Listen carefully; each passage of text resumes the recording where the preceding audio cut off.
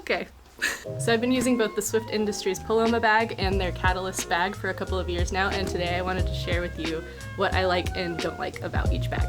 And since the Catalyst bag is just a pared down version of the Zeitgeist, pretty much everything that I say about the Catalyst applies to the Zeitgeist as well. I'm also going to share a little piece of gossip that I heard from Swift about future bags at the end of this video. Okay, the Catalyst bag.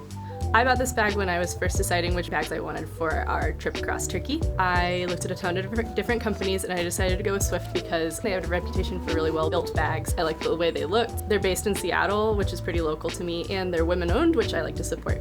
So I looked through all of their bags on their website and ended up choosing the Catalyst. I was looking for something that would be stable on really bumpy gravel roads, would fit between my relatively narrow handlebars, would give me some space to put my hands on the flats if I wanted to, and was big enough that it could hold a decent amount of gear. Okay, let's take a look inside the bag. It has this sleeve to hold in a lot of gear, a buckle that you can cinch down to get your gear closer to the handlebar, 2 buckles to keep the top down, D-rings so you can attach a shoulder strap if you want to, and daisy chains for more places to stow things if you like, although I've never used them. It also has this loop to put a light. Both the Paloma and Catalyst have this plastic piece inserted into a sleeve around the outside of the bag, which adds rigidity and I found helps with keeping the water out. It has this pocket on top where you're supposed to be able to store things, but I've found that the pocket is so small that it's hard to get anything in and out of it. The bag attaches to the bike with 2 volet straps, and it includes these spacers to give your hands room on the flats of your handlebars. It also has this cord that you can wrap around the head tube of your handlebar to get your bag closer to the bike and keep it really secure on bumpy roads. Another cool thing about the Catalyst is that you can use it as a seat pack if you want to. The Zeitgeist bag is basically the larger version of the Catalyst with a couple of extra pockets on the side, so everything that I say about the Catalyst should apply to the Zeitgeist as well.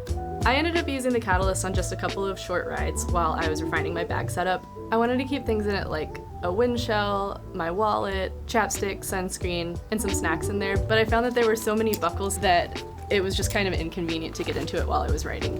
And also when strapped to the bike, these buckles are facing away from the rider and it makes it really hard to get into the bag and get your stuff while you're on the bike. I feel like this bag would be really good for somebody who is going into more rugged terrain and wanted to keep their more quick access items elsewhere on the bike, like in a top tube bag. Maybe if I'd been able to fit a Zeitgeist on my handlebars, this would have solved some of that problem with me because of the side pockets, but ultimately I just started looking for another bag that would solve these problems. I still really liked the quality of the Swift bags, and so I ended up looking back on their website to see if they had something else that would fit my needs. And that's when I ended up trying the Paloma bag. The Paloma is a 6-liter bag compared to the Catalyst 7.5 liters and the Zeitgeist 12 liters, but I found that I can find things in it better because there isn't all this extra material in the way. Instead, it relies on a couple of flaps that help keep things from bouncing outside of the bag. On the inside, we've got some internal organization, which I found really helpful. It kept things like my wallet. It's also got the same kind of plastic sleeve that the Catalyst has.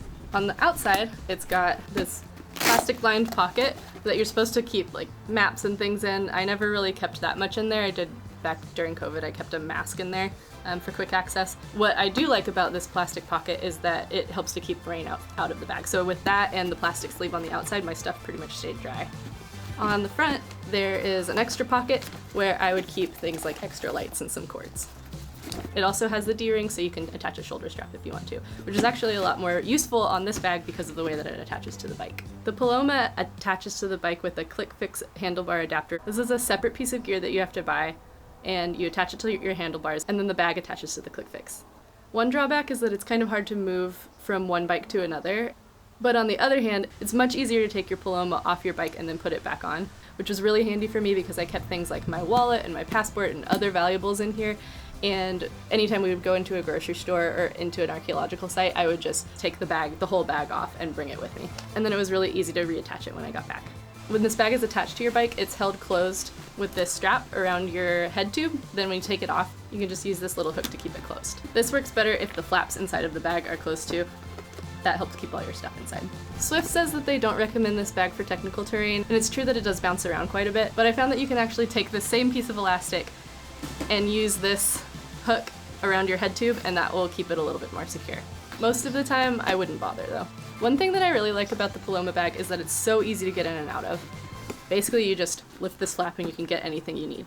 So now, even though it is a little bit more bumpy, I still use the Paloma bag for pretty much everything, even on stupid technical terrain that I probably shouldn't be taking a gravel bike on.